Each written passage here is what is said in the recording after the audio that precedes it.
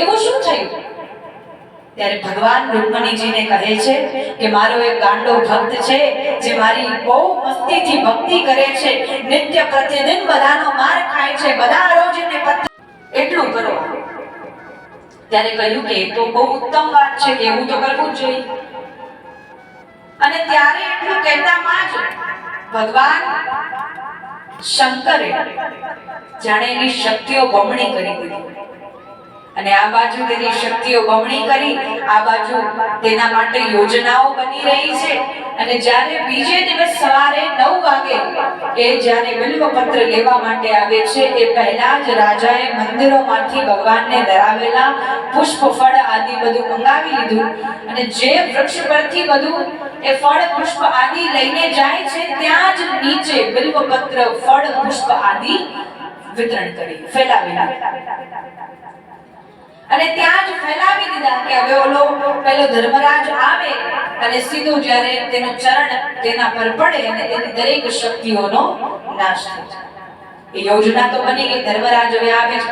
ધર્મરાજના મનમાં એમ કે કોઈ મને પકડવા આવશે પહેલા તો હું અંતર્ધાન થઈ જઈશ.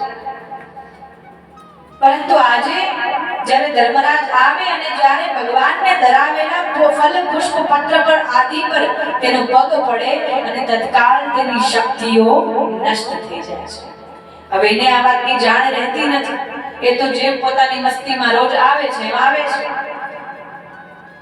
અને જ્યારે ફળ પુષ્પ આદિ લેતો હોય, દ્વારપાલો તેને પકડવા આવે, એ તો બહુ આનંદથી લઈ રહ્યો છે કે જ્યાં સુધી નિકટ પહોંચશે, નજીક આવશે એટલી વારમાં તો હું ગાયબ થઈ જઈશ. અને જ્યારે નિકટ સુધી પહોંચે, અંતર્ધાન થવાનો પ્રયાસ કરે, ત્યાંથી લુપ્ત થવાનો પ્રયાસ કરે, શક્તિઓ કોઈ કામ કરતી નથી. જે પણ શક્તિઓ હતી એ પ્રસાદી બિલ્વપત્ર પુષ્પ ફલ આદિને ચરણ અડવાથી પગ અડવાથી નષ્ટ થઈ ગઈ. અને હવે એની શક્તિઓ કામ કરતી નથી કે હવે કેમ ગાયબ થતો નથી, અંતર્ધાન થતો નથી.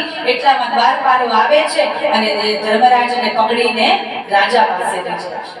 કે આ રહ્યો આ જ વ્યક્તિ છે જે નિત્ય પ્રતિદિન આવીને આપના બગીચામાંથી ફળ પુષ્પ આદિ ચોરી કરીને લઈને જાય છે. આ એ જ વ્યક્તિ છે. ત્યારે રાજા કહે છે આ એ જ વ્યક્તિ છે? તો કે હા, આ જ વ્યક્તિ છે. ત્યારે રાજાના કહેવા પર એ વ્યક્તિને જેલમાં નાખી દીધો, કારાગારમાં નાખી દીધો કે હવે એની એ જ સજા છે, એ ત્યાં જ રહેશે. ત્યાંથી પણ ગાયબ થઈ શકે નહીં. તેની જે લુપ્ત થવાની શક્તિ હોય નષ્ટ થઈ ગઈ. હવે ત્યાં જેલમાં કારાગારમાં બેઠો બેઠો ભગવાનને યાદ કરે છે.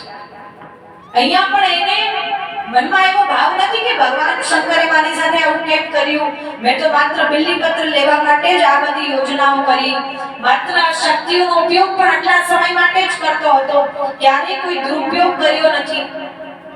તો ભગવાને મારી સાથે એવું કેમ કર્યું? ક્યારેય એના મનમાં એ પ્રશ્ન આવ્યો નથી. કેમ કે તેના મનમાં એવો ભાવ કે એક મંત્રનો જાપ કરવા માત્રથી યદી મને આટલી શક્તિઓ અર્જિત થઈ શકે છે, જરૂર મારાથી કોઈ અપરાધ બન્યો છે, એટલા માટે જ આજે એ શક્તિઓ નષ્ટ પણ થઈ ગઈ છે. એમાં ભગવાનનો કોઈ વાંક નથી. ભગવાનને ફરિયાદ કરવાની કોઈ આવશ્યકતા નથી. માત્ર અને માત્ર આપણા જાપ, આપણું ધ્યાન અને આપણા જપ વધારવાની આવશ્યકતા છે. અને એ જ ભક્તના લક્ષણો છે.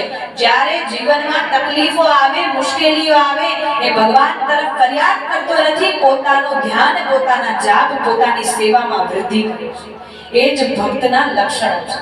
ક્યારેય ફરિયાદ કરવામાં સમય નષ્ટ કરતો નથી. તેના મનમાં એવો ભાવ કે યદી હું ફરિયાદ કરું એટલા સમયમાં કેમ ન મારા ઈષ્ટની સેવા કરું, કેમ ન મારા ઈષ્ટની સેવા આરાધના કરું, તે ભક્તના મનમાં એવો ભાવ હોય છે. અને ભક્તની રક્ષા કરવા માટે સાક્ષાત ભક્ત આવે, ભગવાન આવે જ છે. કેવા ભક્તની રક્ષા કરવા આવે? જેવા ભક્તને ભગવાન પર પૂર્ણ વિશ્વાસ છે. જે ભક્તને ભગવાન પર શંકા છે, ભગવાન પર ફરિયાદનો ભાવ છે, તેવા ભક્ત પાસે ક્યારેય ભગવાન રક્ષા કરવા માટે આવતા નથી. એક બહુ નાની સુંદર વાર્તા આવે છે કે એક ભક્ત હતો, બહુ ગાંડો ભક્ત હતો કે બધા લોકો એને પાગલ પાગલ કહીને બોલાવતા, બધા રોજ એને પથ્થર મારતા, પણ ક્યારેય એ પથ્થર ઉપાડીને કોઈને સામે મારતો નહીં. કેમ કે એને કેવો વિશ્વાસ કે મારો આરાધ્ય મને બચાવી લેશે. અને ખરેખર ભગવાન બચાવવા માટે આવે છે.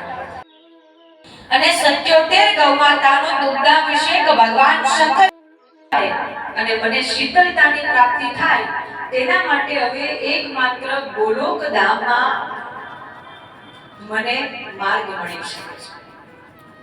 અને ત્યારે ભગવાન શંકર ગોલોક ધામમાં પહોંચ્યા કે હવે શ્રાપના કારણે મારું જે શ્રી અંગ, મારું શરીર જ્વાલાની જેમ ધગધગી રહ્યું છે, આજે તેને શીતળતાની પ્રાપ્તિ થાય તેવા ભાવથી ભગવાન શંકર ગોલોક ધામમાં પહોંચ્યા. અને જ્યારે ગોલોક ધામમાં જાય ત્યારે સુરભી ગૌમાતાનું સ્મરણ કરે છે. સુરભી ગૌમાતાનું સ્મરણ કરે, તેમની સ્તુતિ કરે છે. નમો ગોભ્ય શ્રીમતીભ્ય સૌરભૈભ્ય એવ ચ નમો બ્રહ્મસુતાભ્યશ્ચ પવિત્રાભ્યો નમો નમઃ. સુરભી ગૌમાતાની સ્તુતિ કરે છે અને તત્કાલ ગોલોક ધામમાં શ્રી સુરભી ગૌમાતા પ્રગટ થઈ જાય છે. સુરભી ગૌમાતા પ્રગટ થાય છે અને કહે છે, હે પ્રભુ, આજે આપને મારી આવશ્યકતા કઈ પ્રકારે, આજે આપને મને પ્રસન્ન કરવા પડ્યા, આજે આપે મારું સ્મરણ કર્યું, તે શું કામ થઈ ગયું? એવું શું થઈ ગયું કે આજે આપને મારું સ્મરણ કરવું? તેવા ભાવથી સુરભી ગૌમાતા પૂછે છે અને ભગવાન શંકર ઉત્તર આપતા કહે છે, હે સુરભી રૂપિણી ગૌમાતા, મારા પર કૃપા કરો. બ્રહ્મ તેજ ઋષિઓના શ્રાપના કારણે આજે મારું શરીર જ્વાલાની જેમ ધગધગી રહ્યું છે. મારા પર કૃપા કરો અને મારા શરીરને શીતળતા પ્રદાન કરો. અને જ્યારે આ પ્રકારે કહ્યું ત્યારે આટલું કહેતામાં જ ભગવાન શંકર સુરભી ગૌમાતાના ગર્ભમાં પ્રવેશ કરી ગયા. સુરભી ગૌમાતાના ગર્ભમાં પ્રવેશ કર્યો અને ત્યારબાદ અહીંયા કૈલાશ પર્વત પર હાહાકાર મચી કે ભગવાન શંકર પોતાના સ્થાન પર આજે કેમ નથી? ભગવાન શંકર આજે કેમ પોતાના સ્થાન પર નથી? એવું શું થયું હશે? અને જ્યારે દેવતાઓને જાણ થઈ ત્યારે સમસ્ત દેવતાઓ ભગવાન વિષ્ણુ પાસે પહોંચ્યા કે આજે એવું શું બન્યું હશે? ભગવાન શંકર પોતાના સ્થાન પર બિરાજમાન નથી. અને ત્યારબાદ જ્યારે ભગવાન વિષ્ણુ પાસે પહોંચ્યા, ભગવાન વિષ્ણુએ કહ્યું કે આનો ઉત્તર આપને બ્રાહ્મણોથી પ્રાપ્ત થશે. બ્રાહ્મણ એટલે કોણ? બ્રાહ્મણનો અર્થ શું? બ્રહ્મ જાનાતિ બ્રાહ્મણ. જે બ્રહ્મને જાણે છે, જે બ્રહ્મને જાણવાનું સામર્થ્ય ધરાવે છે, એ જ એકમાત્ર બ્રાહ્મણ છે. તેનામાં એવું તેજ, તેનામાં એવો પ્રતાપ, તેનામાં એવી તેજસ્વીતા, તેનામાં એવો ભાવ, એવો સદૈવ એવો થતી હોય ને, એક ના એક દિવસ એને ક્રોધની પ્રગટ થઈ આવે, ક્રોધ પ્રગટ થઈ આવે. રોજ એ શાંત હોય, કઈ ન કહે, કઈ ન બોલે, પરંતુ જ્યારે એક ને એક વાતથી એને તકલીફો આવ્યા કરે ત્યારે એક ને એક દિવસ એને ક્રોધની ઉત્પત્તિ થઈ જાય. અને ક્રોધ એ વિનાશનું કારણ બને છે. ક્રોધ એ નાશનું કારણ છે. ક્રોધો નાશસ્ય કારણ. અને જ્યારે જ્યારે ક્રોધની ઉત્પત્તિ થાય છે ત્યારે ત્યારે મતિનો નાશ થઈ જાય છે. સુમતિનો નાશ થઈ જાય અને કુમતિ પ્રગટ થઈ જાય. અને ઋષિ મુનિ પણ પોતાની તપસ્યા, અને એ જ સમયે ઓર્વ ઋષિનું આશ્રમમાંથી ક્યાંક બહાર જવાનું થયું. એ જ સમયે ઓર્વ ઋષિ આશ્રમમાંથી ક્યાંક બહાર ગયા અને એના આશ્રમમાં ચારે તરફ હરિયાળી જ હરિયાળી છવાઈ ગઈ. ક્યાંય બહાર જવાનું થયું અને એ જ સમયે જ્યારે ભગવાન શંકર સમાધિમાં લીન હતા, તપસ્યા કરી રહ્યા હતા, અને એ જ સમયે ભગવાન શંકરનું તેજ એમના ઓર્વ ઋષિના આશ્રમ પર આવી ગયું. અને એ તેજ પડવાના કારણે બ્રાહ્મણો પાસે જાય છે અને બ્રાહ્મણોની પ્રસન્નતા માટે બ્રાહ્મણોની પ્રાર્થના કરે છે, બ્રાહ્મણોની સ્તુતિ કરવા લાગે. નમો બ્રહ્મણ્ય દેવાય ગૌ બ્રાહ્મણ્ય હિતાય ચ જગદ્દીતાય કૃષ્ણાય ગોવિંદાય નમો. બ્રાહ્મણને તો ગૌમાતા પણ અતિ પ્રિય, અને આ બ્રાહ્મણ અને ગૌમાતા એ બંને એક જ કુલના પ્રાણી છે. અને બ્રાહ્મણ ગૌમાતા બંને દ્વારા જ આ સંસારમાં યજ્ઞ સંભવ બને છે. આપણે યદિ કોઈ પણ પ્રકારનો યજ્ઞ હવન કરવો હોય, ભલે સૂક્ષ્મથી સૂક્ષ્મ યજ્ઞ કરીએ, અને એ યજ્ઞ કરવો હોય ત્યારે યજ્ઞ કાર્યમાં આપણને બેની આવશ્યકતા અતિ હોય છે. એક તો બ્રાહ્મણ અને બીજી ગૌમાતા. આ બંને વગર યજ્ઞ કરવો સંભવ નથી. પહેલું તો બ્રાહ્મણ કે જેનાથી આપણને વેદોક્ત મંત્રોચ્ચાર મળે છે, અને ત્યારબાદ તે યજ્ઞ સંપન્ન થાય છે. અને ત્યારબાદ બીજી ગૌમાતા કે જેનાથી આપણને હવિષ્યની પ્રાપ્તિ થાય છે, તે જ હવિષ્ય દ્વારા આપણે યજ્ઞ સંપન્ન કરી શકીએ છીએ. દુગ્ધ, દહીં, ઘી, પંચામૃત બનાવીએ, પંચગવ્ય બનાવીએ, ગોબર લઈ આવીએ, છાણા લઈ આવીએ, તેના દ્વારા યજ્ઞ સંપન્ન કરીએ, ઘૃત લઈએ, અને એ જ યજ્ઞ દેવતાઓ અને પિતૃઓને તૃપ્ત કરનારો બને છે. એવો જ યજ્ઞ જેમાં ગૌમાતા અને બ્રાહ્મણો દ્વારા આપણને મંત્રોચ્ચાર અને ગૌમાતા દ્વારા હવિષ્યની પ્રાપ્તિ થઈ. કહેવામાં આવે છે ગૌ બ્રાહ્મણ પ્રતિપાલ, કે ગૌઓ અને બ્રાહ્મણોને યદિ આપણે આપણા જીવનમાં પ્રસન્ન કરી લીધા તો પિતૃઓ પ્રસન્ન થઈ જશે, દેવતાઓ પ્રસન્ન થઈ જશે, પ્રભુ પ્રસન્ન થઈ જશે, અને સાક્ષાત રૂપે આપણા ઘટમાં આનંદ પ્રગટ થઈ જશે. બ્રાહ્મણો અને ગૌમાતાને પ્રસન્ન કરવા માટે એટલે જ કહેવામાં આવે નમો બ્રહ્મણ્ય દેવાય ગૌ બ્રાહ્મણ્ય હિતાય ચ જગદ્દીતાય કૃષ્ણાય ગોવિંદાય નમો નમઃ. ગૌમાતા, બ્રાહ્મણ અને ગોવિંદ ત્રણની પૂજા કરવાનો વિધાન છે. તો એટલા માટે બ્રાહ્મણો પાસે સમસ્ત દેવતાઓ ગયા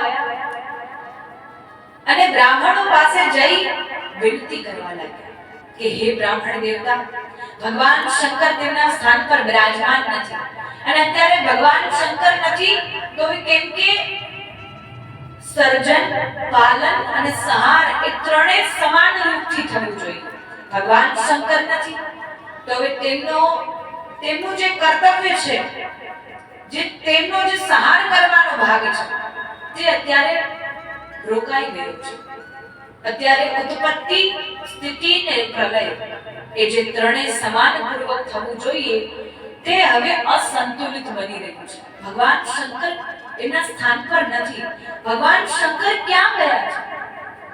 ભગવાન શંકર અમને ક્યાં મળશે?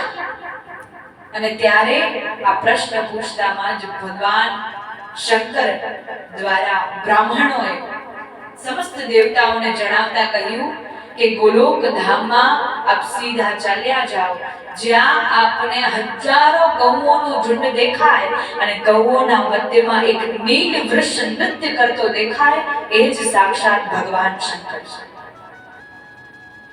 અને ત્યારે સમસ્ત દેવતાઓ બ્રાહ્મણોને પ્રણામ કરી ત્યાંથી પ્રસ્થાન થયા ગૌલોક ધામ જવા માટે.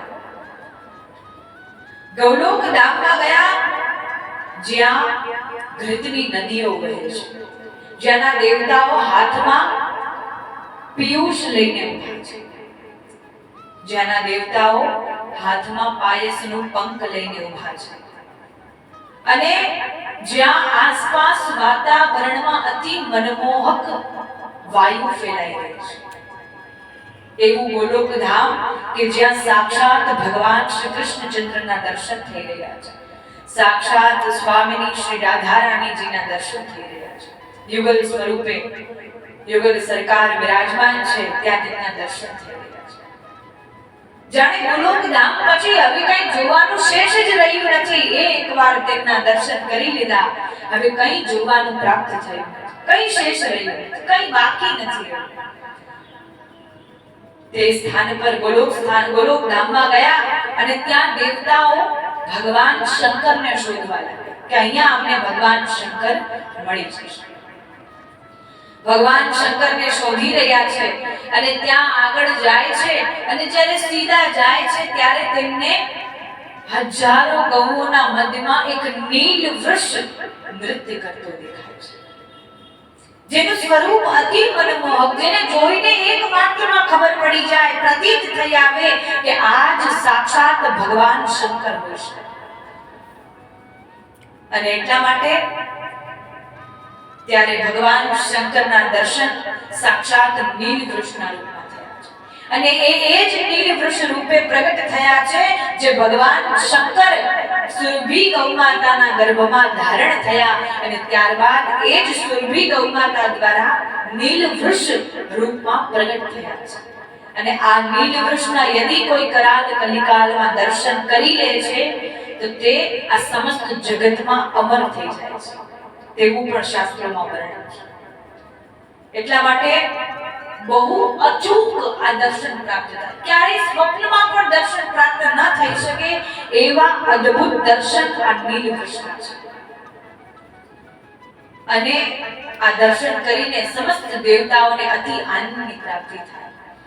સમસ્ત ગૌમાતાઓના મધ્યમાં સુરભી, કામધેનુ, કપિલા, શબલા, બહુલા, નિધિ, કામેશ્વરી, ગોપેશ્વરી, રાસેશ્વરી અનેક પ્રકારની ગૌમાતાઓ છે. અને એ બધી ગૌમાતાઓના મધ્યમાં નીલ વૃક્ષ નૃત્ય કરતા દેખાય છે. તેમના દિવ્ય દર્શન સમસ્ત દેવતાઓને પ્રાપ્ત થઈ જાય છે. એવા અદ્ભુત દર્શન સમસ્ત દેવતાઓએ ક્યારેય ન કર્યા. અને એમાં ગોલોક ધામમાં સાક્ષાત નીલ વૃક્ષ પ્રગટ થયા છે અને સાક્ષાત ભગવાન શંકર એ સુરભી ગૌમાતાના ગર્ભથી પ્રગટ થયા છે.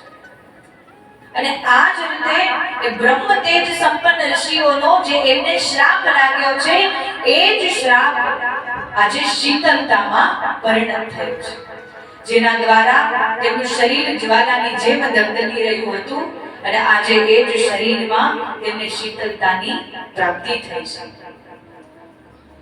અને આ જ રીતે ભગવાન શંકરનું શ્રી અંગ જે જ્વાલાની જેમ ધગધગી રહ્યું હતું એ શીતળ બની ગયું છે. એટલા માટે અને આ જ પ્રકારની સ્કંદ પુરાણમાં જ અને બ્રહ્માંડ પુરાણમાં આપણને આ જ સમાન પ્રકારની એક વિભિન્ન કથા પણ પ્રાપ્ત થાય છે.